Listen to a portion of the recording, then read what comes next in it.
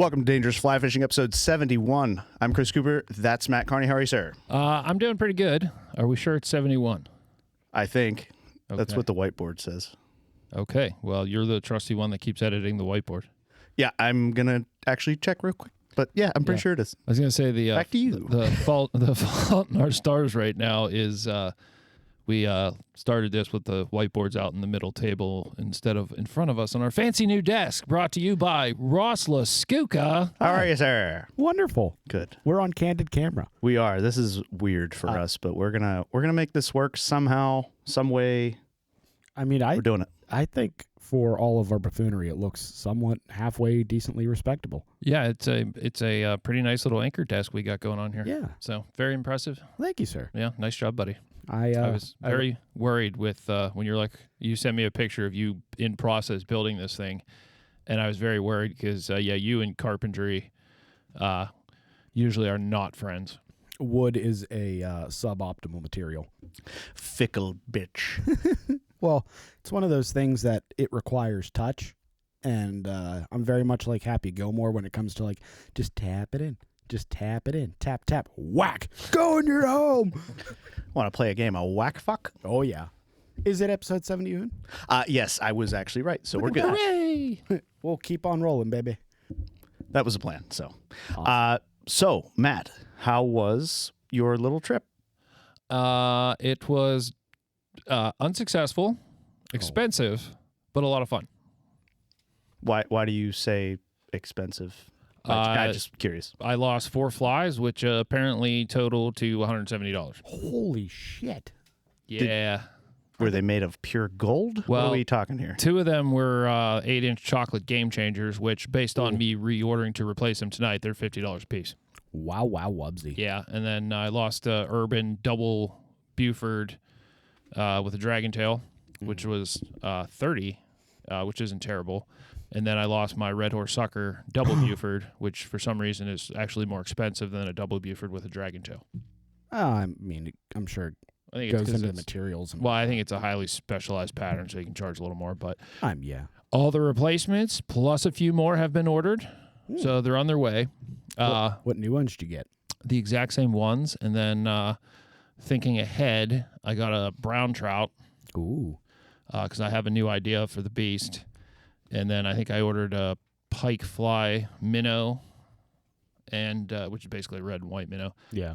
And then I ordered 2 Red Horse Suckers because I'm tired of losing one and then being out. Because I went from only losing 1 musky fly in my entire life to I lost 4 this weekend. Ooh.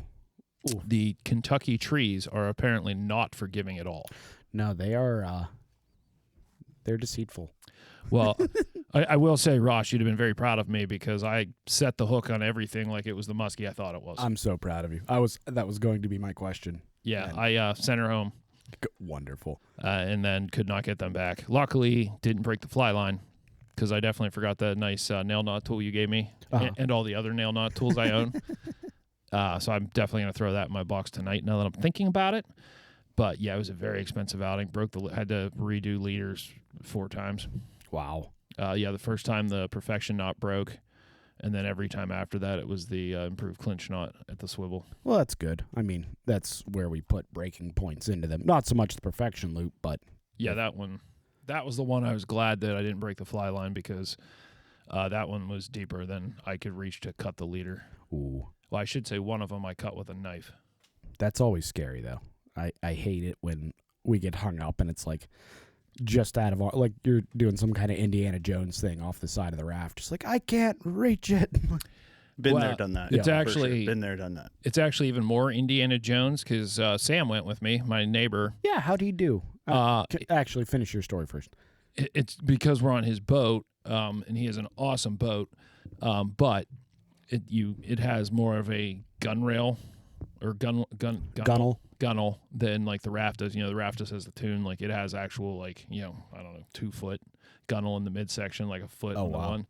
And then so you're kind of hanging, like instead of being able to like almost lay flat on the raft, you're kind of actually like, all your mass is outside of the boat and you're praying your knees hold. Yeah. And with my knee in its current condition, it was not ideal for me. How is your knee? It's still swollen, but I'm walking generally pretty good. It did hold up for the entire tournament. I will say it was quite angry at night. But, drugs and medication kind of help the swelling go down overnight. And then, clearly, I'm, a determined bastard. So, yeah I fished every hour of that tournament. Wonderful. So looked like Archer was having a really good time, too. Yeah, that dog loves jet boats.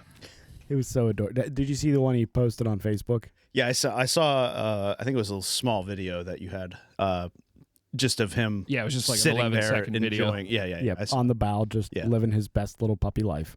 Yeah, he was having a blast. He did get a little nervous one time because we were heading upstream and another boat was heading downstream, so there was like wake from the other boat. Mm-hmm. And you kind of do the boom, boom, boom, and that made him a little nervous because he instantly kind of like laid down and was like, "What the fuck was that?" Brace for impact. Somebody warned me. What the hell's wrong with you guys? Yeah, but it was a very expensive trip, but it was a lot of fun. Yeah, well, that's kind of the name of the game with musky fly fishing and musky fishing in general and fishing in general. Right. I don't know how many teams there were, but there was 84 fishermen. I want to say there was 40. There might be. I think there's probably fewer than that because there was a lot of 3-man teams. I think I saw the post from your buddy. Matt Dixon. Matt Dixon. Yeah, I saw a post from him. I want to say he said something around like 86 fishermen. Yeah, I was going to say 84. Give or take 38, 40 teams. I can't remember exactly. I just saw it today though. So yeah, 22 fish boated. That's pretty impressive for. That's better than we did at the Beast. Yeah, that's what I said. Of all the musky tournaments I've been to, which primarily consists of the Beast and the Kentucky River 2 years ago, like that's the most fish I've heard boated in a fly fishing tournament. Yeah. So it was. Apparently everybody can find the fish except me. Well, it's one of those things that I'd be interested to see where they caught them out of because, the river right now has got to be pretty hard to fish. So that was tricky because, we took Sam's boat, 21-foot jet boat. It's like a jet craft, extreme shallow. The thing hauls ass and goes through very skinny water. It also has like a huge beam, like a 7-foot or 8-foot beam. Oh, so wow. It's very stable. Yeah. We launched, I think so it seemed like most of the guys fished the South Fork of the Kentucky River. Okay. And we kind of launched like right at the confluence, and like most of the other teams we saw up the South Fork. And so it kind of seemed like a lot of teams fished there. And I know like passing a lot of guys in got one that you'd be like, "Oh, how you doing?" Like we do with the Beast and stuff, and you guys, "Oh, we got a small one." And it kind of seemed like most of the fish caught were a little smaller. Yeah, well, except for this guy. The big fish was 46.5 inches. Did you pull up the picture, Ross? I did. He is. Oh, hey, guess what? We're on camera, so we can actually. Yeah, that was the big fish caught this year at the Kentucky River Musky Classic. How big was that approximately? 46.5. Yeah, is what it scored at. So, that's definitely that's a big fish. That's a fish. It's a nice fish. I would not be upset catching that, but yeah. He was a chunky little guy too. Oh, I'm probably a female. Well, the way this weekend went, I'd have been happy catching any fish, but it was kind of interesting. Fishing a river I've never fished before, and for our Western Pennsylvania listeners, it's very specifically hyper localized to us in Newcastle. It's very similar to the Shenango River. Okay. It kind of seems like it was an old canal system. Okay. Yeah. So it's kind of like deep and channeled, and like there's a ton of trees and stuff down, and like it looks like glass, but the current was actually bebopping. Okay. So it was kind of real deep like current instead of the surface stuff. Yeah. But it was like you'd throw and like your fly line would just right down. So it was kind of tricky. So I was kind of wondering like, is this high or whatever? But apparently, according to the water gauges from the government, it was pretty freaking close to average. So I was kind of surprised how much current there was for as glass-like as it looked. Yeah, well, especially with all the cold water and all the melt that probably went on down there. It was probably it may have been an average depth, a little bit faster current, moving more water. Because they do release water from that dam down that river, right? I don't think there's a dam up above it. Oh, okay, I wasn't sure. Yeah, I don't think. I could be wrong. But yeah, I don't know. I will say that the rivers did have varying degrees of clarity. Uh-huh. So it was, I think, like on the South Fork, I think at most at any point we ever had was like 2 foot of visibility. Oh wow, that's And like the North Fork was maybe a foot. which 2 foot I'm a fan of in a way. Like I do like obviously to like sight fish them and just be like, oh yeah, there's a muskie, and let's cast at him. But I do think you're a little bit more that we all are a little bit more successful when the muskie can't see the fly as well and we can't see the muskie as well. Well, I definitely agree because I do better when I don't see them. Yeah. Playing my never-ending game of chess against a fish with a pea-sized brain. But, I will say the only low note is like I think I like the 1 to 2 foot visibility better in shallower water because at least you stand a chance to gauge like, oh, I had a follow. Oh yeah, because the problem you have is you're trying to figure out which fly to fish. Like when we fish, like we generally know like okay, this creek or river we use this fly, that creek or river we generally use these flies. I didn't have that going into this, so it would have been nice to get some feedback from a fish. Yeah, that is true. And the problem is like in a lot of the waters we fish, when there's 1 or 2 foot visibility, but you're fishing like a 5 or 6 foot deep hole, like there's a fair chance at some point if you have a follow, you're going to see the fish. Yeah, you actually. Can see a tail off, a wave off, or the very problem, tip of the nose. The problem you have when it's 10, 15, 20 feet deep, that fish could be following 2 feet below the fly and he's out of the sight line. Yeah. So it would have been nice to get some feedback, but wasn't to be. It happens. So, I look at it this way. I had 40 follows. Yeah. Prove me wrong. Probably even more. Tell me I didn't, and I'll tell you I did. Yeah. Follow-up question. Ross mentioned that he was actually just asking how Sam did. So back to that. Sam basically did as well as I did. We didn't see or get a fish. Sam did do better in the hang-up game than me. I won the hang-up game. I think. Or did you lose the hang-up? Well, yeah, I definitely. Yeah, I mean, if you go that way, I lost because I think Friday, I think I had 6 hang-ups we had to go retrieve, and of those 6, 2 were lost flies, and he only had 1. And then Saturday. Did he lose his fly? No. I was going to say, because if that was the case, your odds, or not your odds, but your numbers were theoretically better hang-ups to lost flies. Yeah. No, he did not lose a fly, which I'm kind of grateful for because he was using a lot of my flies. Oh, I'd have been casting into everything. There's a muskie in that thorn bush. And then Saturday, I think I won 4-2 with 2 lost flies. Well, I'm proud of you for Yeah, I got him good. Getting the bycatch going on. Well, it was just kind of interesting because like I'd get hung up on a tree and like a lot of them, they were a little too far to do the flip it over, like the whip flip it over trick. Yeah. So like we'd have to go get them, but it would be like we'd get go up around behind them and they still wouldn't pop loose. Oh wow, that's surprising because normally when you get behind it, it usually comes right out or apply a little extra force and it comes out. Yeah, nothing. Wow. We ought to get one of those, like one of those little gopher grabbers. Yeah, reach down. Yeah, but make it like a little bit heavier duty kind of dealio. Well, Sam actually had one I thought we were going to have to cut, but we somehow managed to park the boat and drop anchor and drift the boat down perfectly that we could work off the back corner of the boat to get it. That's helpful. And it somehow, I don't know whether he was doing the Ross with the flip technique because he initially tried flip technique, but he kind of did the Ross where you wrap the line around what you're hung up on. So I thought we were going to have to cut that one because like I'm pulling on the line, it's not budging. I'm like, I can see the fly. What the hell's holding this thing down? The rest of the tree. The fly was kind of stuck in like a V notch. They're called roots. Uh-huh. And but we ended up he left the poles to keep the cover up off his boat. Okay. So we kind of used one of those as like a gaffing pole to like be able to reach and work. That's a handy feature. Yeah, which I think next time I think we should start sticking gaffing poles on all our boats.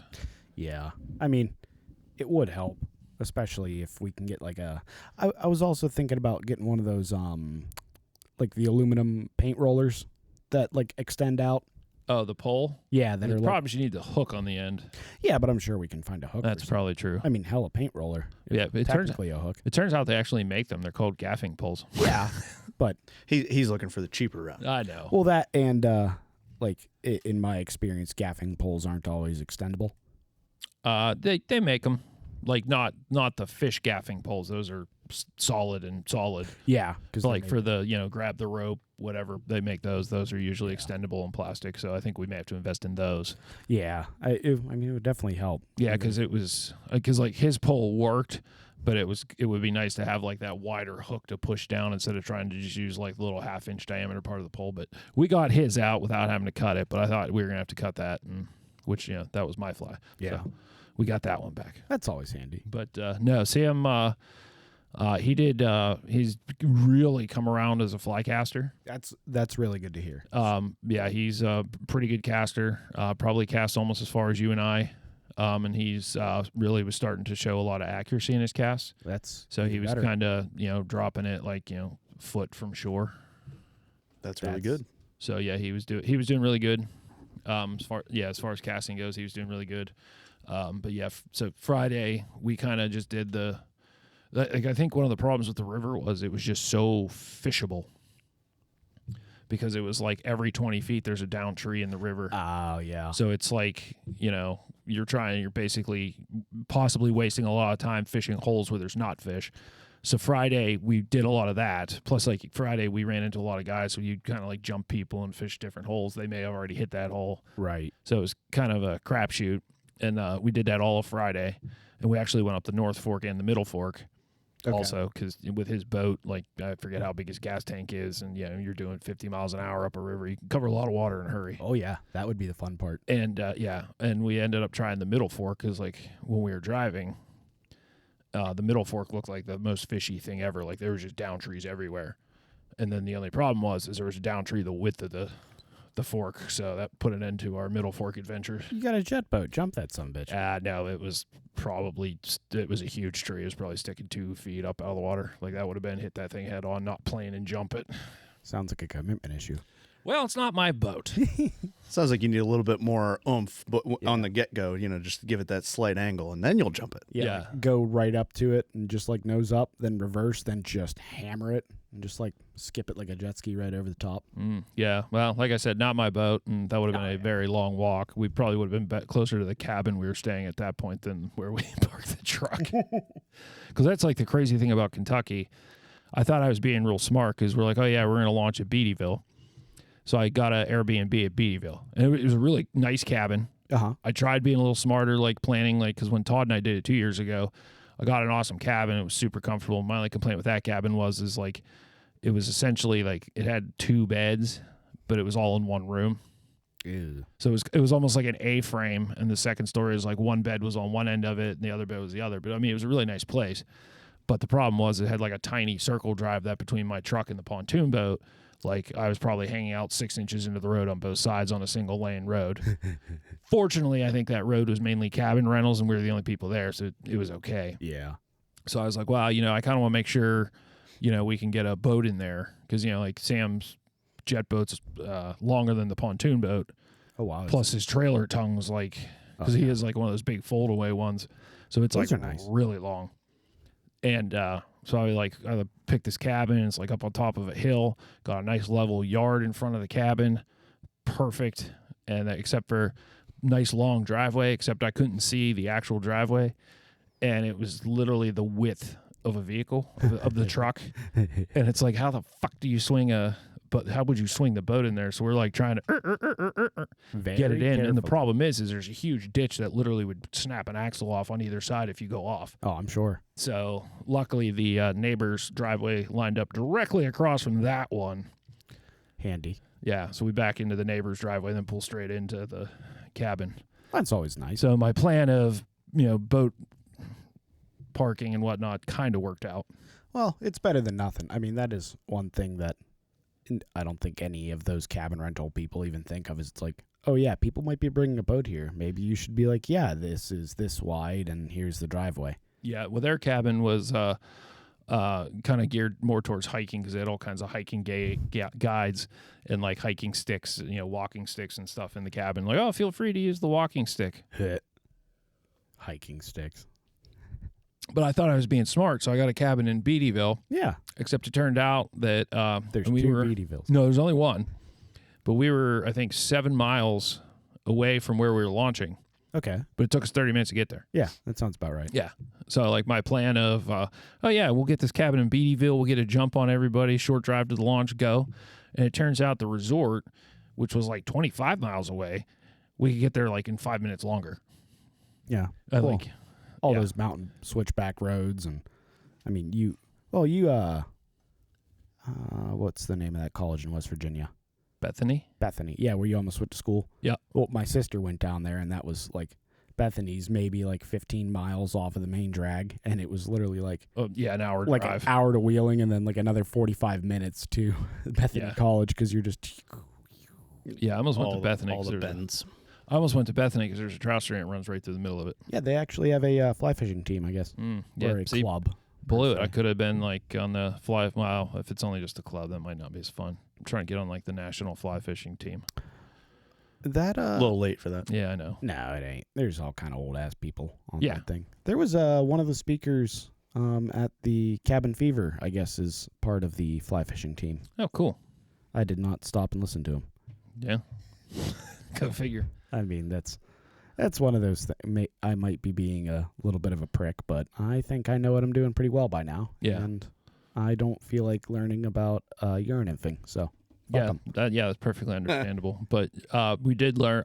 We did learn from Todd's my first year going down. We got no flat trailer tires. Wonderful. Yeah, we drove under 70 miles an hour the whole way since the tires are only rated to 70. Yeah. So yeah, that was good. Got down there, dropped the boat, went to the captain's meeting. Great seeing everybody. Talk to Dixon. How is Dixon doing? He's doing pretty good. I saw somebody put bananas on his boat. Was that you? No, it was not me. It should have been you. Well, the problem, I don't even know where he launched. Well, I'm sure he tried to keep it a secret. Well, the thing is I think most of the people launched further upstream than we did. Yeah, well, I didn't look at too much of the tournament waters of that, just because obviously I didn't go. Right. But from what I've heard about that, that's one of the areas where like you can actually spread out and fish like 50 miles away from each other if you really needed to. So the problem we had is unknown water. I mean, like Sam has a jet boat that can run shallower than any other boat there. The problem we didn't know is how wide's the Kentucky River, because he does have a long boat and he's not making U-turns at speed, right, if needed.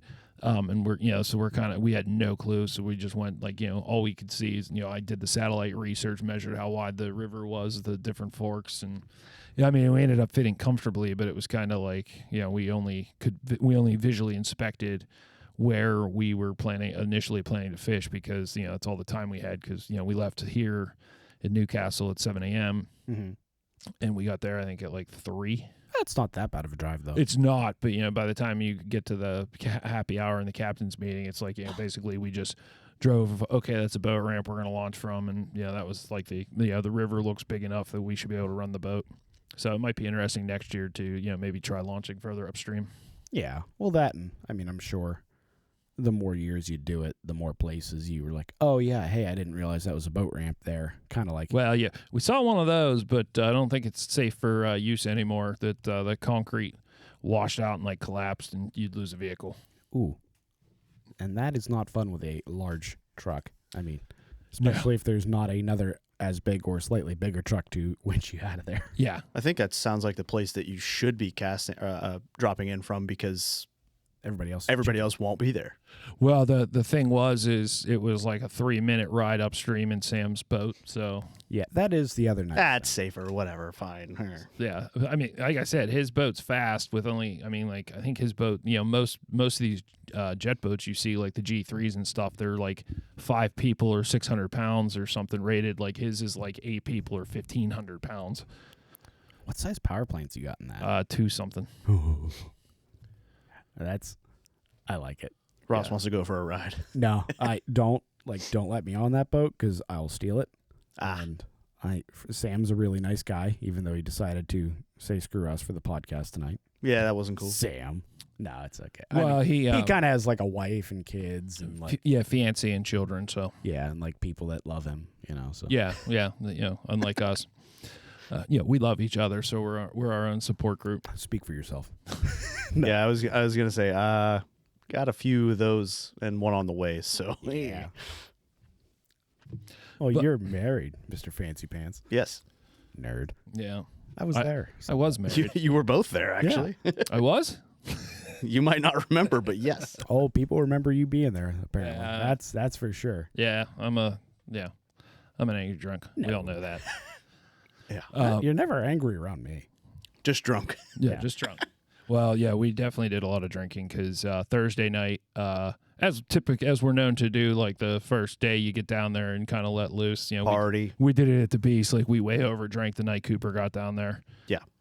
And yeah, Sam and I basically did kind of the same thing. So I slept like shit and got 6 hours of sleep, and same with Sam. And Friday was rough. I mean, like we had clearly survived and we had fun Friday, but thank God, I bought a case of beer because we drank about an entire case of beer fishing all day. Well, you and Sam are both like relatively large humans, correct? Yeah, it actually worked out to our favor. Skipping ahead a little bit because Saturday when we took out, the police rolled into the boat launch parking lot. Nice. Why come? Apparently, so we met some very nice people. Sam has one of those straps. It's not a ratchet strap, but the other one that you just kind of like flip it and it locks it. Yeah. Yeah, what's that called? Like a tension strap? It has a specific name, but it's not like a ratchet where you crank it down. It's like literally you pull it tight and then you flip a buckle and it locks it. It's like a little cam lock kind of. I think that's what it's actually called. Yeah. So somehow the one cam lock from taking it off, the cam strap stopped working. So like he couldn't get it on his boat. So he and I were like sitting there trying to figure it out. And there's these two Kentucky good old boys there. And like, like we're talking like, oh, what you guys doing? Like that. I'm talking twangy. Oh, you ain't from around here, is you, boy? we don't like your can. No, they were super friendly, super nice, very helpful because like we sat there and talked with them for like 15 minutes, and like like the first guy came over and tried helping us figure out the cam strap, and then the other guy, he was helping us figure out the cam strap. Well, while we're all sitting there talking and stuff, the freaking Beattyville police pull in, and Sam and I drank a case of beer, and we're like, oh fuck. I mean, like it was over the course of a day, but it's all it takes is a cough smelling it. And I mean, he came up and talked to us, but we're like, okay, either he's really cool or we're sober than we smell. We're sober than most Kentucky people. You're more sober than the cop at that point. Well, it was kind of funny He was because, probably coming over asking if you guys had any beer left. well, Hey, apparently, my cooler's empty. I got 6 more hours on shift. apparently, Fish and Wildlife or whatever was in there earlier checking registrations and licenses, and apparently we missed them. But it turns out the cop was the one. He was friends with the one guy, and he brought him zip ties to like strap his bunk board on or something because it broke.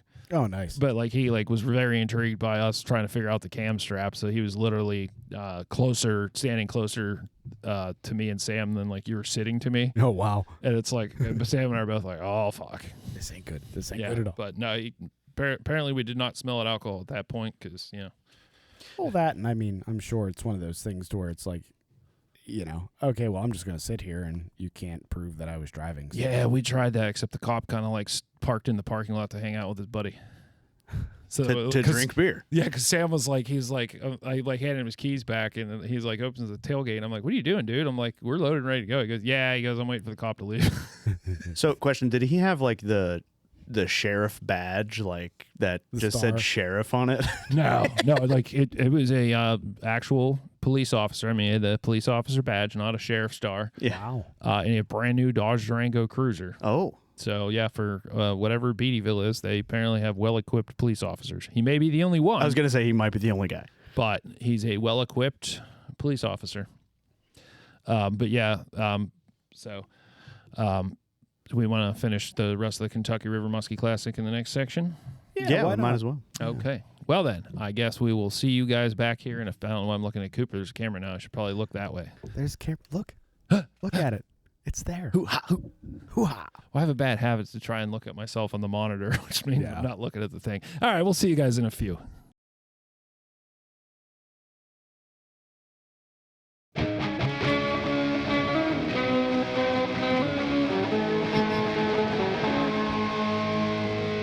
Welcome back to Dangerous Fly Fishing, episode 71. I'm Chris Cooper. That's Jim Carney. How are you, sir? I'm doing all right. Sorry of being tardy. That's okay. You're allowed. I have to eat, though. Yeah. So, how are you? I'm doing all right. Good. Good to see you. Quiet Also- weekend Yeah. because Matt was fishing. House was nice and quiet for you. Yes, That's it all right. was. Yep. Also, we have Mr. I don't know which one to say first. Matt Carney and Ross Lyskoka. How are you, sirs? doing wonderful. This is different for me Yeah. because the cameras. It was quite entertaining watching you, like, the Struggle. brain short out real quick. It You're like, struggled. wait a minute. We're both on camera. Yeah. So, Yeah, may change your order of things now. how are you? Doing great, man. I'm pleasantly surprised by how well everything's going so far. 'Cause Yeah, the rumor has it we're actually going to post this one. Is that what I heard? I don't see why not. I mean, Ross a sign of approval. Cooper. I'm not against it. How about you, Jim? Thumbs up. yeah. All right. Perfect. Clearly, the studio is going to get some improvements. Yeah. Well, that's But- one of those things that obviously we just set this up yesterday and are still setting it up now. Yes, I was quite surprised. But it's I did not tell him it was down. yeah, I let him. appreciate it. Yeah. So Matt and I walked down here to start, and he just like opened the door, and you get the whole like blank stare thing. Like, what the hell happened here? Turns out if I was more studious about home security, I would have known because I got a ring notification that somebody was in the driveway. I just assumed it was you with DoorDash or whatever. Yeah, they totally would have been busted when I saw the components in Ross's truck. I assumed it was your truck. It was. Yep. So, My truck was also here. yeah, but you didn't have the components. Oh, true. That would be the dead giveaway. Dead giveaway. Yeah, no, I just showed up and I was like, I'm here to help things. Yeah. Yeah. It was very helpful. I mean, Ross was sending me the progress pictures of it from his garage, Yeah. so I knew he was doing it. But the fact that it's actually installed, that is the surprise. Right. And you did a fine job, sir. Thank you. Yep. I try. Like I said, wood is scary to me, but I didn't feel like welding up a bunch of aluminum, so. That's fair, because it turns out some of the stuff we did with the aluminum with the pontoon boat, mainly the paneling, didn't work out great. Yeah, well, it's probably the road travel, to tell you the truth. Like, Well, I have no doubt, because that's a large boat on a small axle with very small leaf springs, to Yeah. the point you sheared them off once. I sheared off the shackle. Not so much the leaf springs, but oh god, that wasn't fun at all. No. Although I did do some one of the I can't remember what I was bringing it back from, but up on Took your sister and I went fishing up on Lake Wilhelm, oh, that's right. Yeah, she had a and I had to leave early. yeah, and then I of course was like, no, Elliot, no need to follow me home. It'll be all right. Then New Wilmington just apparently does not maintain their road grates, their drainage grates very well. So Yeah, probably not. I still got a bone to pick with them. Well, I asked you if you needed me to come out and help you. At that point, there was literally nothing. You could have just sat there and like tried to avoid getting hit by a flying hammer. 'Cause, I had to call Cooper to come and help me when I got that flat on the pontoon boat. yeah, Because, I drove 5 miles with a flat tire and didn't realize it and wore the entire lip of the rim down to the actual, like, flat part. And, Yeah, there was a flat spot when he was done with it. Yeah, it was bad. that's a feature. well, I had to call Cooper for help because my truck jack, because of how much rim was gone, it no longer could fit under the frame of the trailer. So I had to call Cooper, like, hey, do you have a floor jack? If you don't, go pick up mine. And he got there and was like, oh, God. Yeah. Kind of surprised people, like, passed me and didn't honk at me because there probably had to be sparks flying. Oh, I'm sure it had to look like a fireworks show. Yeah. And then some. Yeah. I'm just balling down Interstate 80, 70 miles an hour dragging a freaking trailer with just And you raw were rim. dragging it too. Oh Yeah. Well, that's the problem with the Well, freaking... one side, Well, the only reason I even noticed it is when I got off the exit, I was like, why the hell's the boat leaning so much? But yeah, I mean, that's the problem with the diesel engines. It doesn't give a shit what's behind it. well, that and that pontoon boat's so light, Yeah. like especially the trailer. Like it's, because I mean, my truck doesn't even Yeah. have it realize it's back there most of the time till you go to stop. But yeah, that you would not have been able to notice it. That's for sure. Yeah. Plus, especially with like even one wheel going, like it's still gonna roll on that bad wheel. So unless you're like windows down, you're not even gonna realize it's going on. Well, I first suspected something was wrong when I heard like a metal grinding noise when I passed under the I-79 bridge. And I was like, huh, that's weird. But like I didn't hear it after I finished crossing under the bridge. So I was like, huh, okay, carrying on. Yeah. But now we're here. So, Friday night after we were all said and done, drank, a case of beer, went back to the cabin, made ourselves some more cocktails. What kind? Sam made vodka iced tea. Ooh, ice picks. Is that what it's called? Yeah, just vodka and iced tea. Yeah. Yeah, ice picks. They're delicious. Yeah, he made us those, and they were delicious. And then we decided to go to Red Point Barbecue. It's in Campton, Kentucky, I believe. Todd and I found it 2 years ago, and it's like this barbecue place. It's amazing. They've actually like tripled in size since Todd and I were there. Oh wow! Is it like off like Two gravel roads to get to it? The more gravel roads you got to get to a barbecue place, the better it ends up being. It's like unbelievably like it was nice when Todd and I were there. Well, they went ahead, and I mean, it's like the main dining area, like inside when Todd and I was in there, was probably, I don't know, 30 by 50. Oh wow! So I mean, it's kind of small. Yeah, but still because that 30 by 50 like includes the kitchen. Yeah, but still for like a roadside barbecue shack, like not a roadside barbecue. Well, at least not now, I guess. Well, right? and then they had outdoor seating, but like no roof or anything. Well, they freaking like it's as wide as the building. It's actually wider than the building now. Like it probably like they have outdoor seating that they added like a lean-to roof off the left side that's probably 30 feet, extra 30 feet. That runs like, I don't know, 60, 70 feet, and then it's a whole other width. And that's all outdoor seating, all timber framed. But we were like, oh, it closes at 9, and, you know, we left, I think, at like 7. It took us like almost an hour to get there. Freaking GPS, like, I wish there was a setting for take me on the straightest roads possible. Because this road was like, I think 55 miles an hour, but I think one spot we hit 55 miles per hour. The rest of it was like 25 doing S-bends. It was crazy. I mean, it was like actually so bad. It was frustrating to drive it for that long. But we got there and we pull in and like Sam's like, are you sure this is right? I'm like, yep, I remember this. This is the way. So we get there and freaking cars are parked almost out to like the T of the one gravel road. And I'm like, they close at 9. We're getting there like 7:45, and I'm like, oh, shit. This ain't good. Yeah, I'm going to be so mad if we can't get seated before they close because, you know, we're starving. Right. But literally only waited like 5 minutes to get a table. She's like, you inside or outside? Like, what do you want? And we're like, first available. We're starving. Yeah. So sat down. Sam ordered, I think, like a Tito's and Sprite or something like that. And I got like an IPA. And I got my IPA, and the waiter brought him a water. And he took a swig of it and was like, what the fuck? This is water. He's like trying to flag down the waiter, and the waiter comes over like, that's the water. Your Tito's is coming. That's fantastic. But barbecue, just as good as I remember. Still absolutely delicious. Sam actually said it's the best ribs he ever had. Oh, wow. Yeah, it was pretty amazing. He hasn't been to Metapalooza yet. Yep, that is Just true. saying, he hasn't been there yet.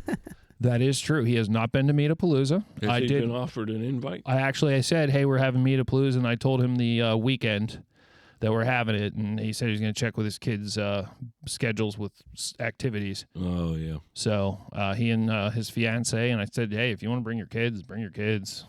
Gross. Yeah, everybody else does. Yeah, I know, but you know. That'll be all right. But It's a family event. no, it's a actually friend not. event.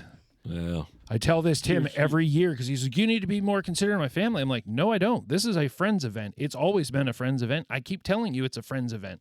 There are no special considerations. There's no, oh, be quiet. There's a baby sleeping in the next room. That's why they go stay at the Airbnb, because it's a friends event. yeah. That and the baby's normally louder than us. Well, that's fair.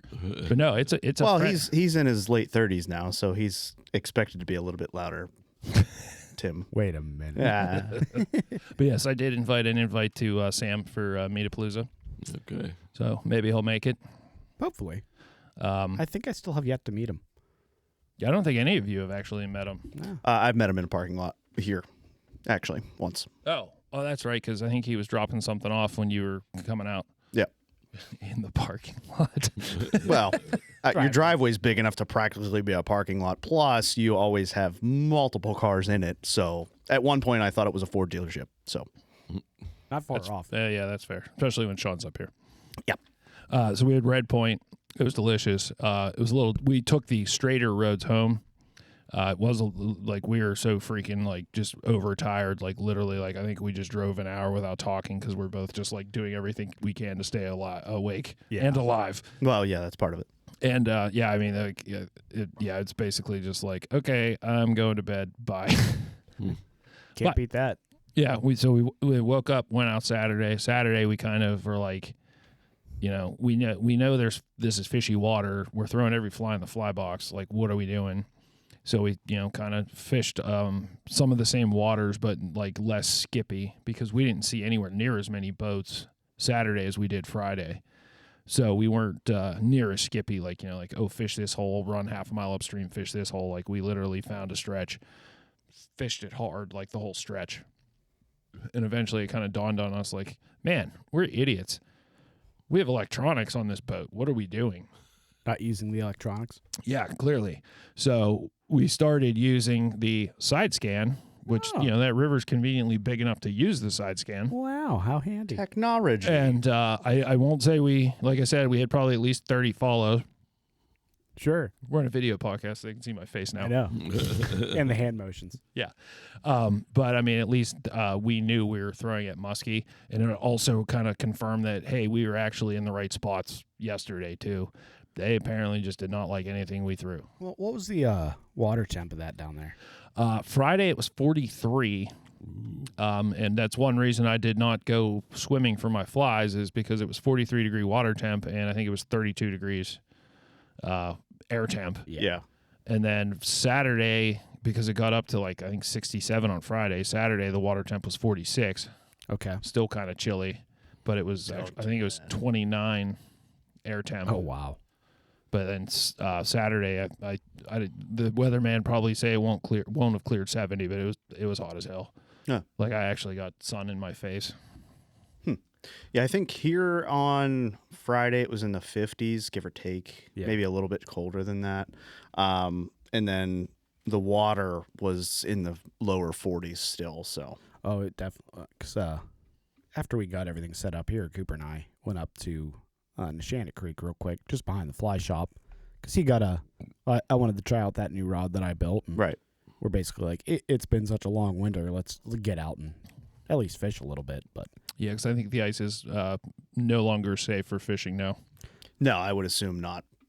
I haven't even seen too much. Well, we drove over Meander Reservoir on our way home today, and there was still a large shelf still floating around, but it's probably only 2 inches at best. Plus, we might be done. Getting to a floating shelf might complicate things. Yeah, absolutely. Well, you know what this means, though, is it means I can go after the Mondo Muskie. Yeah, absolutely. So hopefully, I might be doing that this weekend. Well, you're going to have to get your raft floor done, if I'm not mistaken, before you do that. I don't have to. I just need to make sure the pumps charge. It'll literally run the entire time. So you're going to need that backup battery pack plus 3 more, and then you'll be fine. Exactly, but I'll be fine. Maybe I'll just take the John boat. But you do still have that, yeah. It'll work. What John boat? You mean the V-Haul? Yeah. I don't think it'll. I don't know if the trailer will make it up there though. But Yeah, the tires are probably rotten. I would probably because Sean's supposed to take it and it still sits here. Yeah. You can probably toss it in the back of the bed. I mean, that's only a 12-footer. Well, I think something like that. It actually got here on that other trailer. Yeah. It got here on the kayak trailer. I put the whole boat and the boat in the trailer on the kayak trailer and towed it here. Well, hell, you might be able to just. Now those are sit on top kayaks, so that would be rather cold from the water coming up through the holes. Yeah, that's fair. But I don't know. I wore wading boots this weekend because I was afraid of getting my feet wet and then having chilly feet. But I wore my wading boots and didn't get wet at all. As long as you stayed warm, that's all that matters, right? Oh yeah, I mean, I kind of quasi nailed the wardrobe because I had a huge concern about it's going to be kind of chilly. Sorry. And Way to throw things. Sorry. This is why we can't have nice shit. I know. But I kind of nailed the wardrobe because I was kind of like, okay, I know if I wear this, like doing the beast, I was comfortable. And like when it was 33 degrees in the morning and warm up to 70, I knew I was comfortable. But like my complicating factor is I'm going to be on a jet boat doing 40, 50 miles an hour. It's called Mock Jesus. Yeah. I kind of nailed it. It might have been nicer to have something a little warmer on the bottom, but I survived. Yeah, that's especially if you're only going for short little jumps. Yeah, but well, Saturday was actually the coldest because like we literally ran a couple miles upstream and started floating back. Yeah. But Saturday, used the equipment, found the muskie, but no interest. I may have missed one, like on a tail bite. Yeah. Because I thought I was like, stripped it like the Dickens, but I was using like the 8-inch Game Changer and the hooks on the front. Yeah, I don't like that about those game changers. Yeah, I don't either. It was kind of one of those things, especially with how cold the water temp is, because it's not like the muskie probably was going to grab it and run. Yeah, it's not going to T-bone it. So like it's kind of one of those ones where it was like, do I let the muskie do its little chomp thing and get it in its mouth and then set the hook, or do I just let it get stuck in whatever tree that it actually is dragging through? Yeah. Well, that and like the last one I caught that was water temp was actually comparable. Like I didn't even realize I had him hooked. Yeah. I was just kind of slow stripping. And eventually when I got like the rest of the slack full enough for me to get an actual bite, it was like, oh, that's a fish. So it could have been that if you gave him a little bit more time to like actually chomp on the thing. I felt the grab and I set the hook and I think I pulled the fly out of its mouth because I was like, maybe that was a hang up. But like it kind of felt like a fish. Maybe it was a hang up. So then I, as I always do trout fishing or whatever, I try and recreate the hang up. Yeah. In 10 casts, I could not recreate the hang up. It was probably a fish then. That's my theory. Some giant 63 inch. I guarantee you. The one I screw up on is like the monster. Yeah, absolutely. Guaranteed. That's how it always happens. I mean, you probably lost the tournament because you missed that fish. Yeah. Just saying. No, because I think the winning team boated 4 and they had like 100. They had 111 points or something. Yeah, like but that. you would have got big fish though for it. So. Yeah. Well, I would have got big fish, but I wouldn't have won the tournament. I don't know. Because don't they score 2 points per over 60 inches? I don't remember. I thought it was like over 50. They score 2 points per. Regardless. Might be. Yeah. I don't remember. I didn't pay attention to the scoring because. Don't miss 8-foot fish. No man. shit. I do remember that at the Beast, had we been able to actually catch the Mondo muskie, we'd have won. Yeah. But we didn't catch the Mondo muskie. Well, I'm pretty sure if I don't, I'm probably not going to remember. It was like 8 fish total at the Beast. No, it was less than that. Yeah, 6 It was maybe. It was quite. 4. It was very few. It was 4 in that. It was like a 43-inch pike. That one guy caught. Yeah, that one too. A bycatch. Yeah, it's the largest bycatch. Oh, okay. Yeah, but that 30-ish inch one that spat the hook right before I broke my rod. That would have put us on the board. Yeah, That might have even got us third, I believe. Yeah, I think we'd have been damn close. I don't remember the exact numbers, but we'd have been damn close. And how much money was that? So at the Kentucky River Musky Classic, second place got $600. Third place got $600. Second place I think got $900, and first place got $1,500. And then Big Fish got, I think maybe $500. No, like rods and stuff or. No, they didn't do that. The Kentucky River Musky Classic, it's a very good tournament, very well done. Yeah, we had barbecue at the banquet too. As you should. Yeah, so we basically ate 3 days of barbecue. It was great. heartburn for days. The Black Barn barbecue, which is who catered it, like theirs is pretty good. It's not as good as Red Point. I mean, and also in fairness, it's you may have catered. It's catered.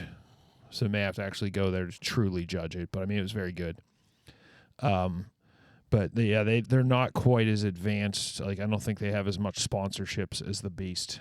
Yeah, but so that's still a lot of money for a fishing tournament. I mean, yeah. Well, I mean that's it grew significantly since because I think the first year Todd and I went, I think it was 26 teams. Yeah. So it's kind of grown significantly. But yeah, I mean, it was great. The banquet was good. The raffles were, I kind of went for my normal stuff. I went for a slow roll rod. Slow roll. It's that guy we met at the Beast. He does fiberglass. Oh, yeah. Yeah, I actually ran into him on the river. Oh, nice. And, talked to him. So I put in a bunch of money on the slow roll. Didn't win. And then I put in for, I think, turtle boxes. Yeah. Because, at this point, I have most of the stuff they're raffling off. Right. So it's kind of, although I didn't put in any for the bourbons. No, I did put, not many, but I did put tickets in each of the bourbons. Didn't win any of those. That's the one you got to bet on. I saw a few on the post. I saw a few wolf rods. I think there was 2 or 3 maybe. You'd have to. There was the River Wolf, which I think is an 11 weight, and then there was a 9 and an 8. Okay. So yeah, he had 3. Well, he's the gentleman that basically runs the Kentucky River Musky Classic. Oh, okay. So he's like the leading donor. And then there was some other local guy, and he donated knives. That's pretty cool. Like the ones he made, and they were actually like the Magna Cut steel. Yeah. So That's I was kind of, the one looked like it would be perfect for like upland game hunting, so I put some in on that.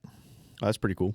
And then the other big one they had, which I almost put money in, but it kind of would have been silly. They had a DeWalt cordless chainsaw. You already have one of those. So. I know, that's why it would have been silly, but it came. That one came with 2 batteries. That would have been Which worth would have been made it worth it. And then it's like a $900 prize. Yeah, batteries are expensive. And then there was a beast entry. Ooh. I did put tickets in for that. Figure I'd save myself $150. Well, we still got to talk to Dixon about getting like some free tickets because we've been first to sign up like every year we've done it. Well, so Dixon ended up winning the beast entry. That's hilarious. And he donated it back for a live auction. I think it ended up going for $375. That's cool. I'm glad. So That's funny that he even like put tickets into that. Yeah. Was it a ticket thing or was it like a door prize? It was a raffle, like the drop the ticket. Yeah. What are you doing, Dixon? Why are you even putting tickets in because that? What are you doing? I know exactly how that happened. He put exactly 1 ticket in there and was like, "Wouldn't this be hilarious if I won?" I actually talked to him. He actually won a bunch of stuff and donated it back that they like live auctioned. He basically was talking. He's like, he goes, I'm just trying to like drive up the money for the chapter. That's awesome. Good for him. So yeah, like instead of him, he donated it back. So how much is a beast entry by chance? $450 for a team. For a team. Okay. Yeah. Yeah, that's why if I won it, I was still going to charge you guys. We'll keep that in mind. Dick. Well, it's a. Wait, I kind of didn't bid on it because it could have saved us money if I'd have picked it up for like $300. Yeah. But I also kind of didn't bid on it because like it's a guaranteed entry, and it's like, well, we already have basically a guaranteed entry because we did it the year before. Right. So it was kind of like, maybe let somebody else do it that's never done it. No, that's fair. Plus, like at the end of the day, like I said, we are the first ones to turn in every year. Single year. So yeah, we might have 2 teams this year. Possibly, because Sam was actually thinking about bidding on the beast entry. He said the only problem he had is he's not sure of kids' schedules and stuff. They can figure out a way to survive on their own. Also, what month is the beast? Because that's it's important. October weekend of the 8th through the 10th. Yeah, we know you're on the fence. So I'll be. How many months are we talking here? So it's May, 5 months. You'll have a July, 5-month-old. August. We might be okay by then. We'll see. Well, the problem is we have to know it in May. Perfect. We'll know by May then because he'll either be born or he won't be by then. So we'll figure it out. I don't know. 8th through the 10th is the actual dates of the beast. Thank you. I have it in my calendar. Smart. Yeah. I took the whole week off again. Yeah, I'm going to do that too. Yeah, that was fun doing all the pre-fishing. Yeah. But well, this year I actually don't have a cruise to go on, so I'll have more time off, so I might be able to do the same thing. That might be nice. I think you're overestimating your freedom after you have a child. Yeah, we'll see. We can bring the kid. Like you might be able to talk her into the beast for the weekend. I don't think you're getting the whole week. I didn't say I was going to take the whole week. Just maybe 1 extra day.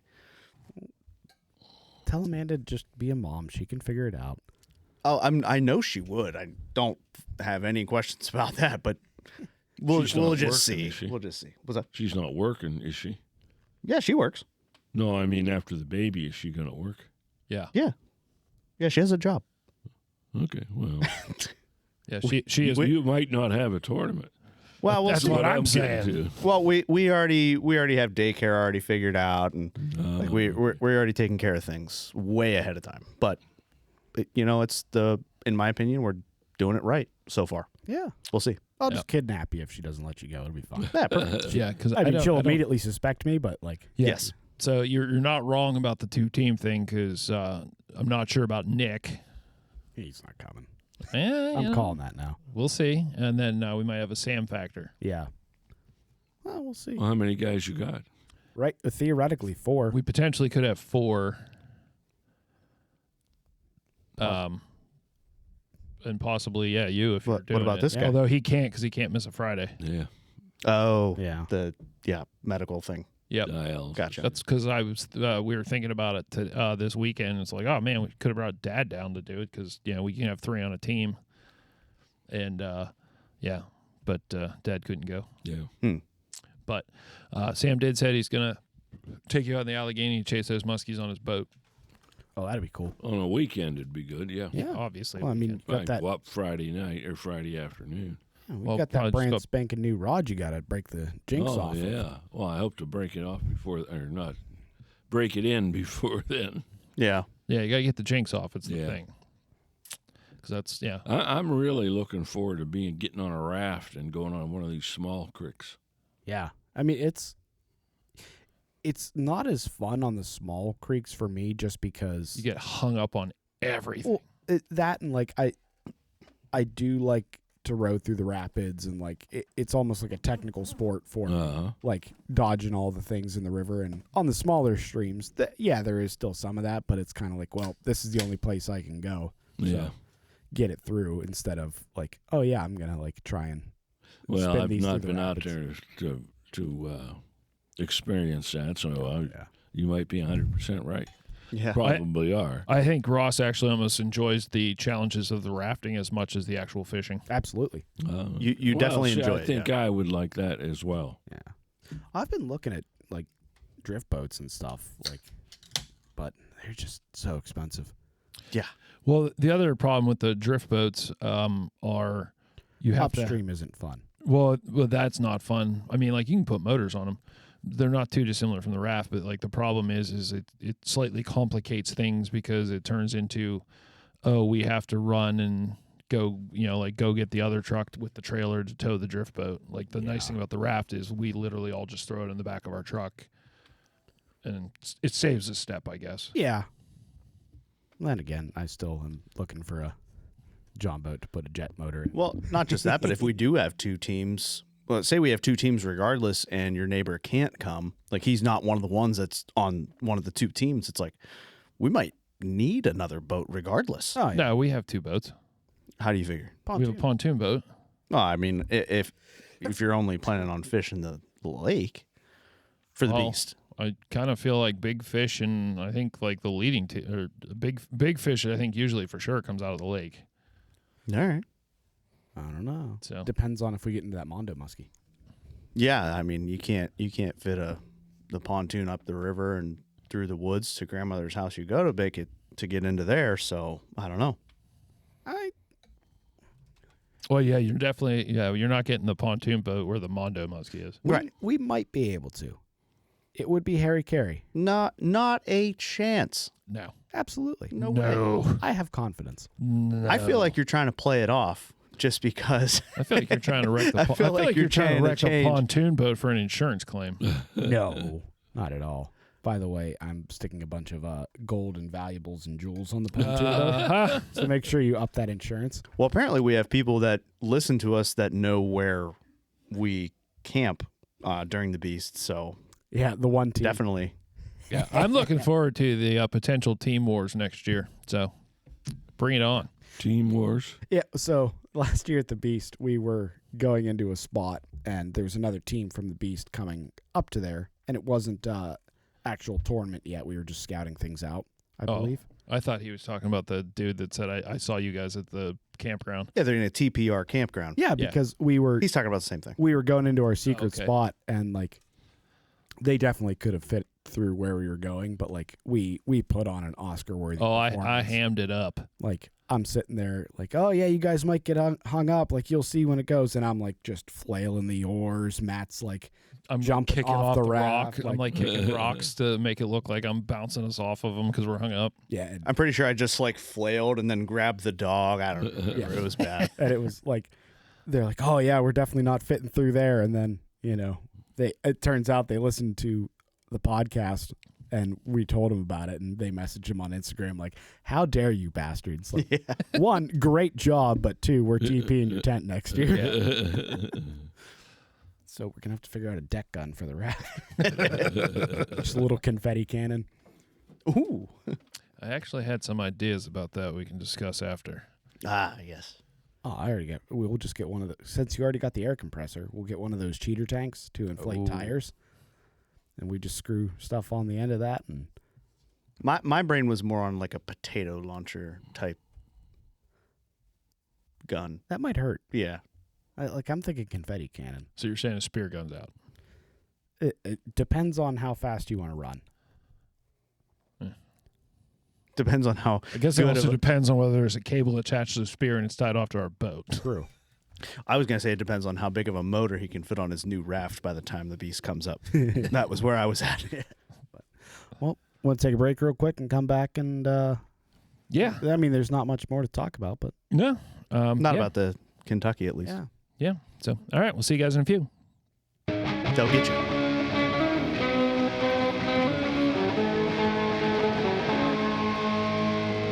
Welcome back to Dangerous Fly Fishing, episode 71. I'm Chris Cooper. That's Jim Carney. How are you, sir? I'm doing well, thank you. Good.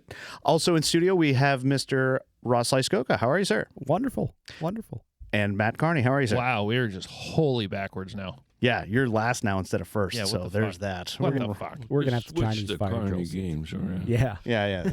Changing. Yeah, we're gonna have to really confuse them and just like switch seats every break. You mean Cooper or the listeners? Yes. Or viewers, I guess now. All of them. Well, I'll I be don't- over on the couch. I don't think viewers will switch seats because. No, I was saying That's to not a- confuse the viewers. Oh, gotcha. All right. Anyway, Yeah, like if you and I are sitting next to each other after like between breaks, be like, what are they playing Chinese or musical chairs over there? I don't understand. it would go back to the old start entry with me and then you and Yeah, so on and so forth. you're confusing me. Your lack of sense makes no sense. Yes. Beat that. No. So to wrap up the Kentucky River Musky Classic, Yeah. did run into a couple listeners, which was kind of pretty exciting. Yeah, you messaged me about the one who Yeah, he's a very nice gentleman. He actually, he and his fishing partner sat with Sam and I at the banquet. And yeah, he kind of, we were talking to each other and he kind of came up to me after. He's like, oh man, he goes, I didn't read your hat at first. He's like, man, he's like, I listen to your podcast. that's awesome. Wow. Is he from Kentucky, you said? No, he's from Dayton, Ohio. Oh wow. Okay. Yeah, they fish the, I think, Little Miami River a lot, the Miami River. Although he said that they're doing a lot of traveling to fish because their fishing's not great. Yeah. Because I think Pete just shared a news article about how Ohio basically is just going to murder every fish because they're going to let all the data centers and electricity producers start dumping all their wastewater in the rivers. Oh, fun. So, Yeah, there's supposedly a data center going in around Koppel. oh, Yeah. They've been talking about that for a little while now. Yeah. Well, they bought out that pit race. Oh, really? Yeah. Oh, the speedway down there. Yeah, which I'm super upset about because that place was awesome. Yeah. I mean, I was there just a few years ago, and we literally built a new building to overlook the one newer racetrack that they had just put in. So we were in there putting this building together, including, I was obviously there doing the duct work and all the heating and cooling stuff. But yeah, it was a brand new building. I mean, I was with Central, and that was, less than 5 years ago, I want to say. Yeah. It might be around 5 years now, but yeah. Well, as right now they're since it's in a township, they got to approve it and everything, so they're all hosting the meetings and all that stuff to be like, hey, nobody here wants this, here's your chance to protest. So I don't know how it's actually going because apparently the government can just do whatever they want. So Yes. we'll see, but I am not happy with it because those things are just terrible for everything around them. Well, we might also ourselves be affected too because I heard scuttlebutt that a large paper product type company is moving to Youngstown. Ugh. Which means we'll catch it downstream from the Mahoning. Any offshoots from that, I'm assuming paper products, they probably need access to water. So. Oh, yeah. Yeah, it's just terrible. Yeah. Well, it doesn't have to be. Crawford worked for a paper company up in Johnsonburg, and I remember as a kid you went through town just holding your nose because you couldn't stand the smell. Yeah. It's And still like that. Well, the air is, the water isn't. When you come up into the plant opening day, right where the water dumps out of the plant, Mm-hmm. that whole pool there, I guess, is just surrounded opening day because it's warmer water Yeah. than downstream, and I guess they catch a lot of trout there now. Where before it was dead as a stone for like a mile downstream. Yeah. Well, I mean, there's things that they can do to like I'm going to use the word purify the runoff and the wastewater, but they never put it in there because it's expensive. Oh, you got to yeah. maintain it, and why would you? Well, the company that bought this is a Canadian company. Oh, okay. They bought out the American company who could never fix it, and they always threaten, if we got to fix a river, then we're moving out, and they're going to lose all these jobs. And this Canadian company come in and fixed the river, and they're up the amount of paper that comes out of there now. Wow. Good. So, I mean, that's good. I'm glad. Yeah. Because there's no excuse for it in today's day and age. yeah. Yeah, because I mean, I'm all for industry and economic growth, but it's kind of also, hey, we probably cannot poison everything. Absolutely, yeah. I mean, if you build a house right now, they make sure that your septic system or whatever, it won't damage the local ecosystem. Yeah. So if you have to do that to put a septic tank in your backyard, a company that would be dumping things into the river should also have to make sure it's not going to impact things. Well, they claim the Clarion River is just going great guns now. It's a great place to fish for Really? trout. I plan on fishing it a lot this summer. Well, a raft or a boat is a good way to fish it. Hey, we got some of them. Yeah. Yeah.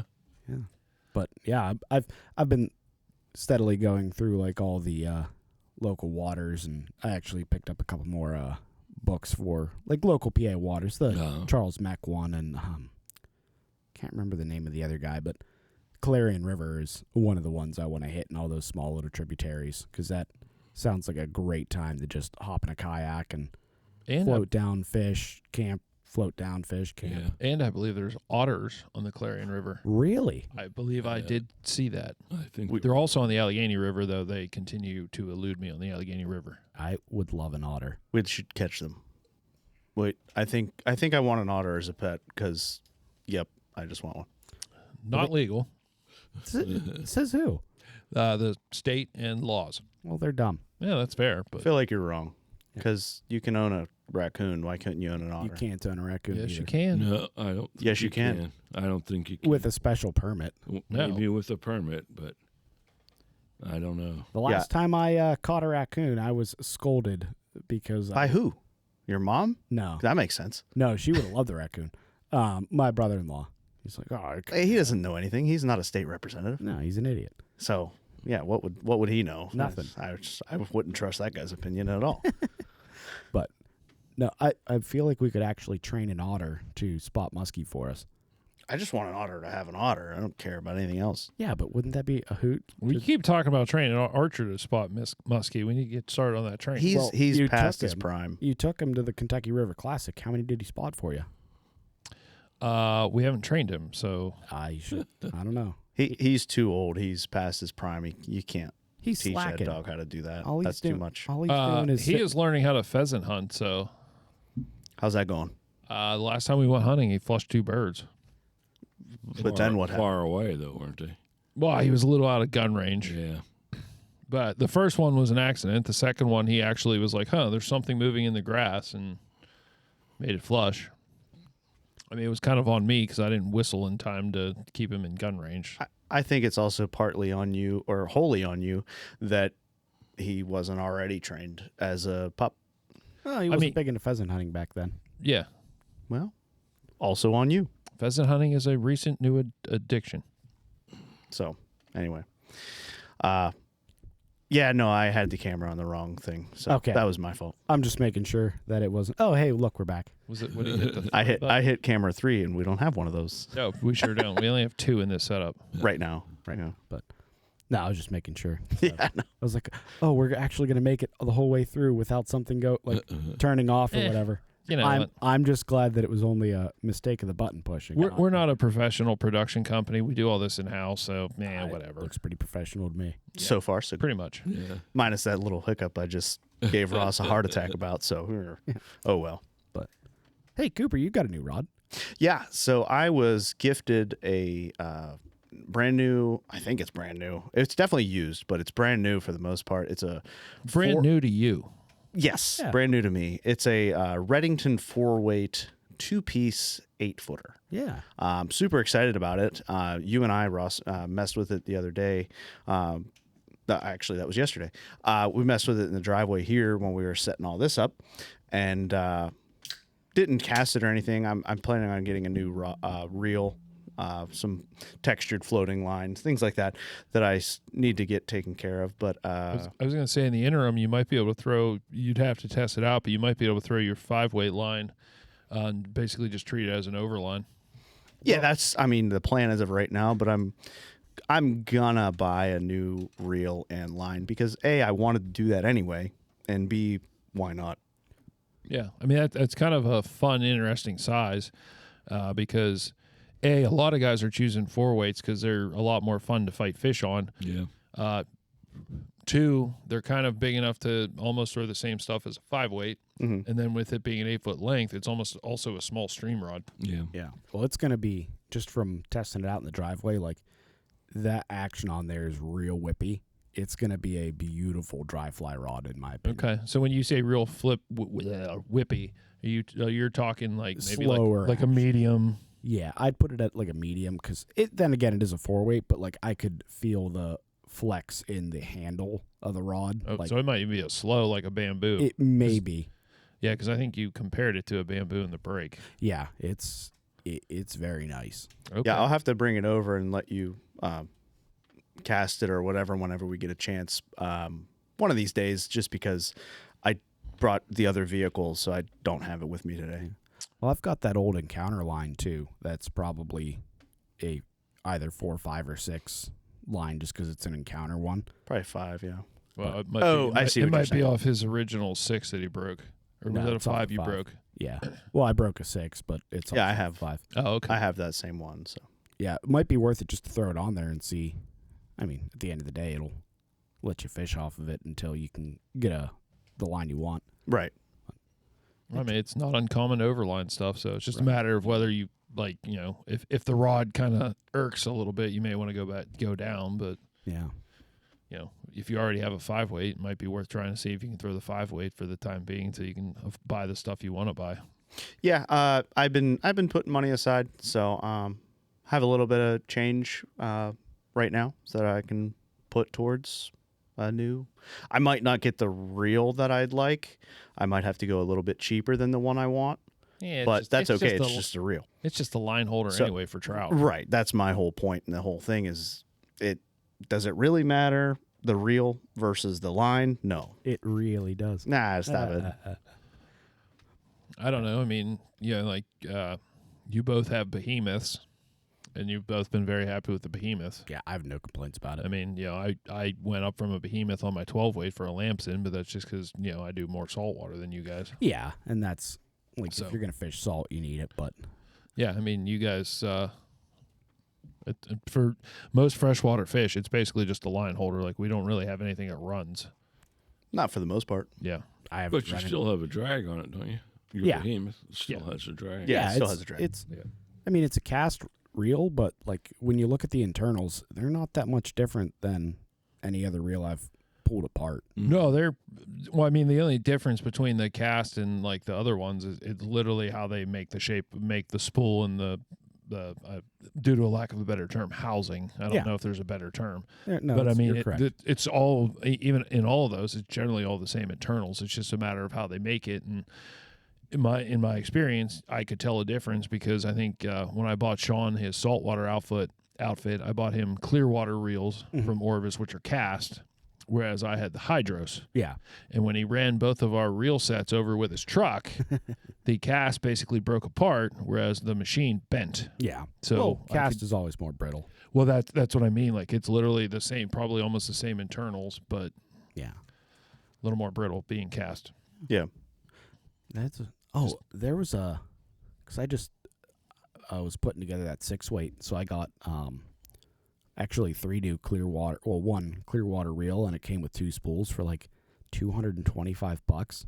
Nice. It was, I don't know if that sale is still going on through Orvis, but if you're looking for new Clearwater reels, I'm actually thinking of getting rid of all my Clearwater reels and upgrading to Hydro. So why? I don't like them. What size Clearwater reels by chance? The one Talking to me? Yeah. The ones you're trying to get rid of. They're for my 8-weight. Oh, okay. Never mind. I think I have 3 reels and 4 or 5 extra spools. I say, if anything, I'll just buy your Clearwaters off of you if they were for your 5 or whatever weight, No, closer to they're the for trout my rod. they're for my 8-weight. Oh, okay. Because I think I bought a new I have 2 for lake fishing, and then I ended up buying a 3rd Clearwater reel for steelhead, and then I have however many spare spools for lake fishing. Because after the debacle of Sean running over the reel, it just happened to happen when Orvis switched over the Hydros design. Oh. So basically, some of my stuff survived, but it was all useless because I think it was the reel, the spools weren't back functional with the new reels. Right. So after that, it was kind of because I think I had 1 Clearwater reel with 4 spools, and it was if something happens to this reel, I'm screwed. Yeah. So I started buying new reels. That's why basically every fly rod I have now, I usually have 2 reels for whatever weight. Like my musky rod, I have 2 lamps and center fires. Yeah. My 10-weight, I have 2 hydros. That way, if something happens to one, I still have the other one. I can get a couple years out. Right. Yeah, kind of lose the functionality of the dual setup, but hey, I'm also not out $1,000 in Yeah. reels. It makes sense. But yeah, no, I think I'm going to change my process on or not my process, but what I'm going to buy versus what I want. Unfortunately, I want to buy a Ross reel. I don't think I should. I can just get a cheaper than the Ross reel, cheaper Orvis or some other brand with a line for still less than just the cost of the reel that I want alone. Yeah. Well, I mean, I literally, when I got my 12-weight, I was in the same position as you. I love the Ross, I don't even remember what it was. It was the Salt RX or something like that. Mm-hmm. And I was all right, I'm looking, it was a $800 or $900 reel. Jesus. And then I'm looking, and I'm okay, but I also need 3 spools, and the spools are $450 each. Yeah. And it was kind of It's a mortgage payment. yeah. More than. And it was kind of okay, or there's this lamps and center fire that Nick had. Yeah. And it was okay, this is actually a machined reel, and it was the reel's $600, but the spools are $300. So when your whole package in, it's I saved a couple, probably $500 by not going with the Ross reel. That's still though. That's I was looking at Orvis's website. Their waders that they have now, I guess they're the Pro. That's what I have. Yeah. Well, without the zipper, the ones with the zipper now are $890. Oh, so you're saying I should be really sad the next time I have to buy new waders? Oh yeah. Yep. Well, the ones without the zipper are still $650, but that's more than I pay for my truck a month. I mean, that's the waders I have. It's just ridiculous. Yeah. Well, I mean, the thing is though, is I buy because prior to that I had the Orvis Guide series, and I wore them until I thought I had a leak, and it turns out it was just sweat from wearing the underwader pants. Because if you recall, literally day 1 I wore the Orvis Pro waders, and I was shit, these have a leak too, and then it was wait a minute. Still, that's it. I don't think things should be fucking $600 for a set of waders. Inflation, man. No. Sims waders are the same way. I used to buy them, and every time I bought them, they were $200 more than the last time. Yeah. And now they're up in the $700 and $800. Well, the thing is though, when you're talking about buying waders, and the last time you bought them, you got years of service out of it. Well, Absolutely. Well, what I'm saying is you paid how much for your frog dogs? I can't remember. But boots and waders, I mean, granted, we're throwing boots in this equation now, but I think your frog dogs, because you bought the nicer ones, they were $129 or something like that. They lasted me for 3 years. They lasted you 2, and then opening weekend, you went to the local fly shop and bought the... Well, that's because I also wanted a new set of waders. Well, you were leaking also, though, is what I'm saying. That's why you bought the new waders, because you were leaking. I always have that battle of whether it's worth it to spend $120 and then buy a new pair of waders every 2 or 3 years, instead of paying a $600 or $700 or $800 and maybe getting 5 out of them. Well, what sold me was, I mean, granted, I didn't fish as much when I first bought the nicer Orvis waders. I bought a pair of Orvis Clearwater waders. I got, I think, 15 years out of them. I will grant I don't fish as much as I do now. Yeah. But I also prematurely retired my Orvis guide waders because I'm an idiot.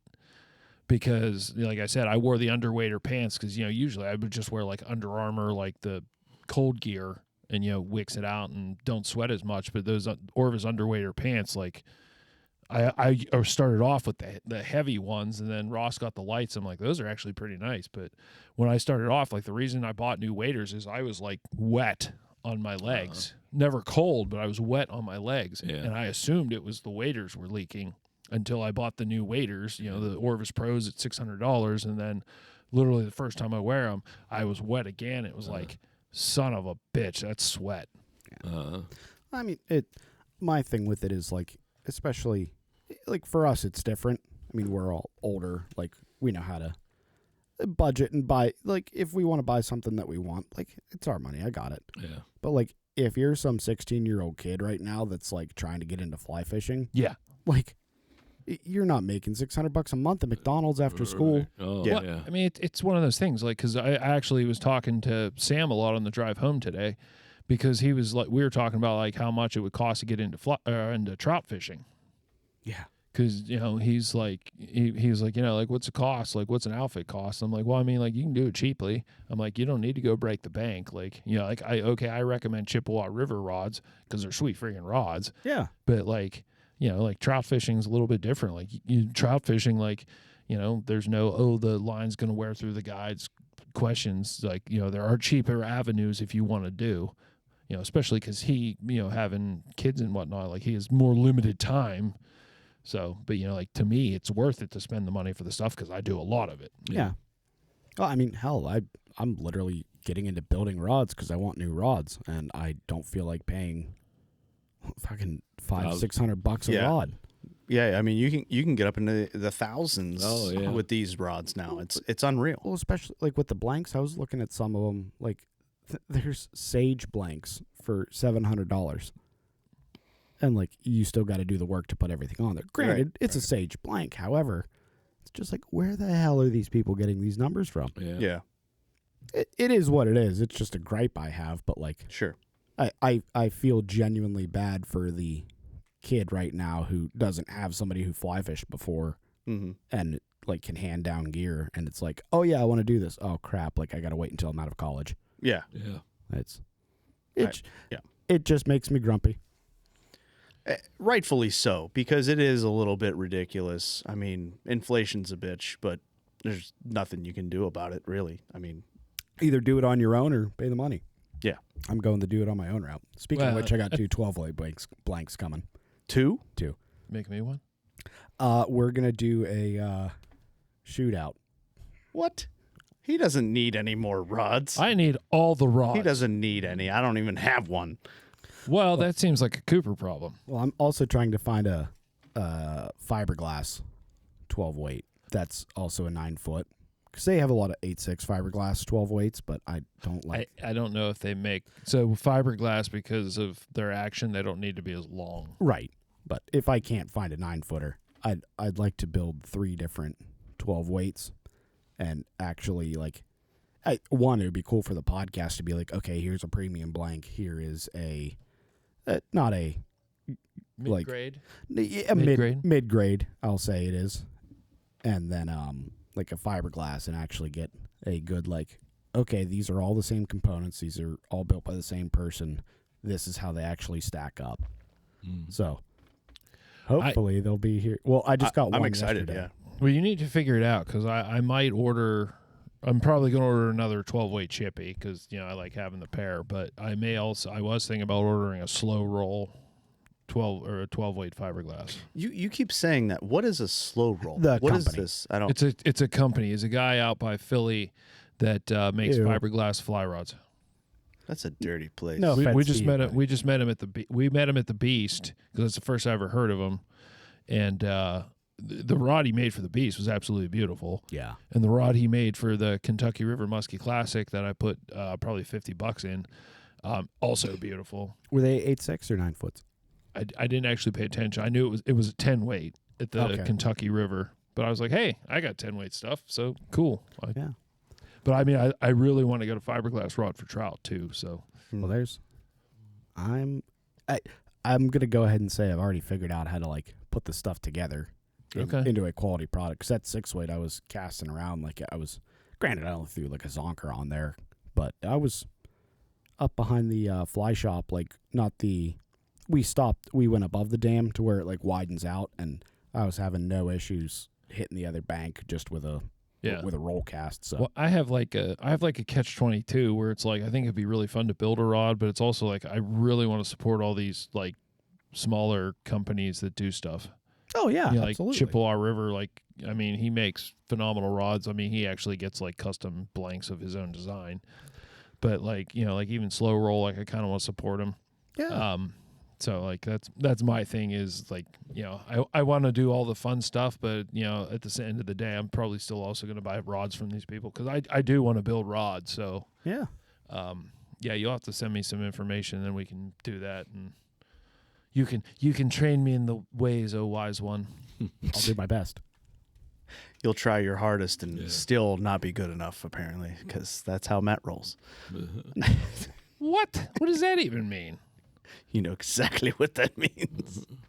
I never fault anybody for trying their best. It's people that don't try that piss me off. That's fair. Sure. It's an effort thing. But anyway, so I got a new rod. Yeah. I'm planning on using it more so for dry flies, maybe a little bit of nymphing up in the native streams and stuff like that. Yeah, just because the action on it, it'll be a lot easier to see the little hits here and there. You know how last opening week we went and I caught 0 fish and you caught a few. So I'm looking forward to it. I'm really happy. I was actually gifted it for my son's baby shower. So that's really cool. That is pretty cool. You getting gifts. Then? No. Well, maybe in like 30, 40 years. Maybe in 20 years. Yeah. I'll give him. Depends on how soon he starts fishing. Yeah. So. Well, it's one of those things like Sam's talking about getting his son into fly fishing now. Yeah. So. Well, I got to bring Dirks. Yeah. I'm all about, spreading the love here. Well, because fly fishing's awesome. Absolutely. Agreed. But like my nephew now is at the age to where he wants to start doing like outdoorsy manly man stuff, and my sister is uncoordinated as all hell. And yeah, that's fact check true. Yeah, and her husband just doesn't have the time or he's never. He's also pretty uncoordinated. He's kind of a meatball also. He actually used to be decent at basketball, I will say. Yeah, he was okay. He's athletic. Right. I'll say he's very athletic. He's not very coordinated when it comes to the detailed things. Like, if you want me to run and catch a ball, okay, I can do that. But, like, handle line, cast, make sure nothing's going all kinds of crazy ways, I have a feeling he would struggle with the patience aspect of it. Yeah. But. Well, that's a struggle because Jim over there just said that he's not sure how he's going to feel about musky fishing because he goes, I don't understand. You go fishing and don't see a fish all day. And What's half the trout I'm not fishing used to that. No. I'm not used to that. Well, you've been, like, fantastic at this for, 30 years? Like, yeah. Time to step down to the level of mortals.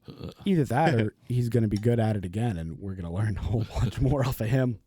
Why are you casting over there? The muskies are right here. I can see them. Like, damn it. It'll help out, that's for sure. Oh, yeah, definitely. Yeah. But I don't know. I'm excited to get Dad out. It'll be a good time.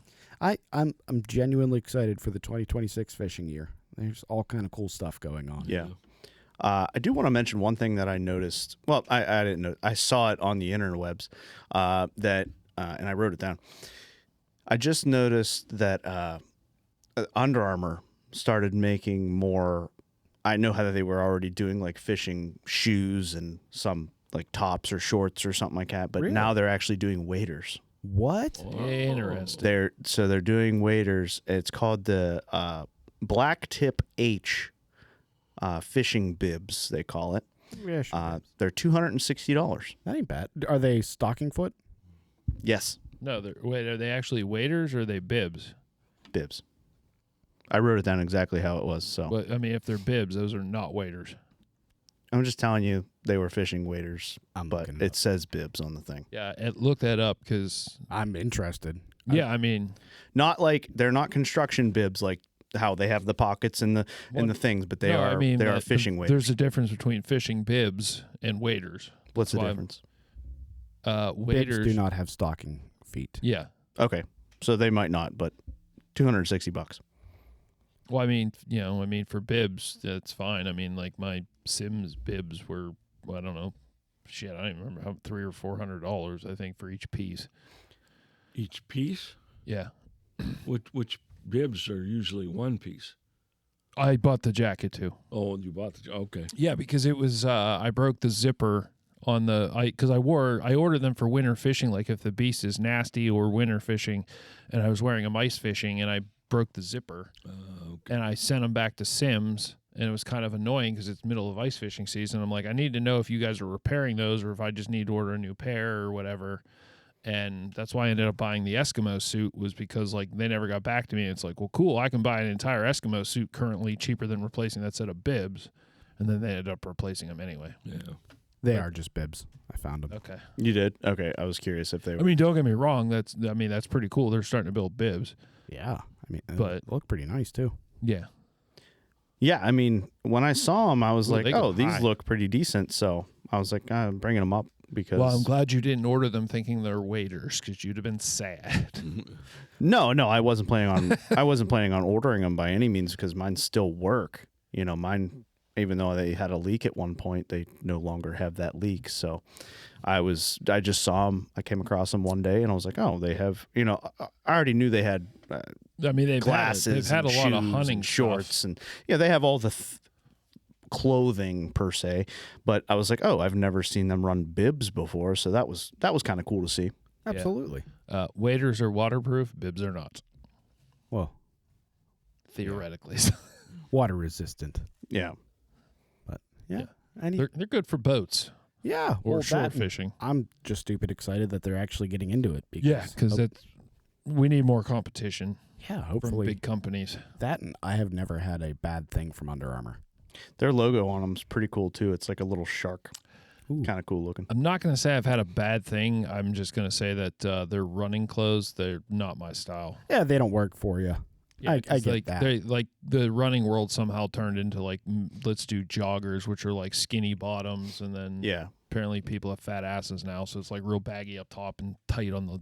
I'm like, this is stupid. That's all. I hated that they got away from just generic blacks and browns and grays and just single colors and started making everything like bright yellow and turquoise in one shoe. It's like, why is that a thing? Why not just have, I don't know, black or white or anything else? But no, they started doing everything all hunky, weird. Yeah, variety's the spice of life, I guess. Not mine. No, not mine either. Yeah, well, I like the things I like. Yeah. Anything else, Johns? I don't believe I wrote anything else down. But the last thing I want to bring up is something we might be doing here in the next couple of weeks. And actually, you brought it to my attention here, Jim, yesterday when we were over here setting those up. We have our Trout Unlimited banquet coming up here in the next couple of weeks, which we can talk about more in maybe another episode, maybe next week's, since it'll be the week prior. So. Now seems a good time. Mark your calendar. Yeah. March 14th, correct, Jim? Yeah, March 14th. Yeah. So if you're in Western PA, I guess reach out to the chapter somehow and get tickets. Well, you could even send us an email, and Jim, you can get tickets for whoever needs them, right? Yeah, I can get them. You can just talk to Carol over there. They really wanted to collect them by today, but they told me because, well, obviously I'm a member, but they said if you want to get your group together. Yeah. Well, that year's special. Well, yeah, you usually buy a table. Yeah, I'd like to buy a table again. Well, if you're buying a table, I guess I'll go. Okay. Well, how about Nick and Churchetti? I'll message them now, see if they're interested. Yeah, Pete might always be down too. Yeah, we can always figure out. We capped at 8. Yeah. All right. Well, we'll figure out the semantics. our logistics off air. Yeah. But anyway, so we have that coming up. So that's something that we'll be able to talk about in a later podcast and go from there. Yeah, I mean, if you're in Western PA, shoot us an email. We'll forward your information to the local Trout Unlimited You can sit with chapter. us. Yeah. Well, we got to do the head count first. We're not going to promise that. But if you shoot us a message, we can probably hook you up with some tickets for the Neshannock Creek chapter Trout Unlimited. We need to do it pretty quick, though. Yeah, that's why I'm saying it now instead of next week. Yeah. Yeah, that. Fair. If you are already going, come over and say hi to whoever's there. Right. Yeah. We'd enjoy it. Carney Camp. Yeah. Well, we'll also be the fun guys wearing the olive green hats with the tan leather logo. Yeah, the things that say dangerous fly fishing on them, that's us. That's probably Hello. us. What? Yeah, weird, right? Since Yeah. when? Yeah. I did We wear just my have stuff. dangerous shirts this weekend. How'd they work out? Pretty good? Apparently, I need to get the juju off of them, so I'm gonna have to do a lot more fishing in them. Do that. Should have wore my Orvis shirts. Damn it! Could have won the tourney. Doubt it. But okay. Yeah. All right. Well, hey guys, and ladies, thanks for listening to us. Look us up on Instagram at Dangerous Fly Fishing. Search for us on YouTube because this episode is going to be on video. So if you want to see kind of feel like a lot of you have seen me, but if you want to see what the other idiots look like, search for us at Dangerous Fly Fishing. Please shoot us an email, dangerousflyfishing@gmail.com. And also we have a website. It's dangerousflyfishing.com. He's on a roll with not the WWs, so I love it. we appreciate you guys for listening. Good luck. Don't suck. Stay dangerous.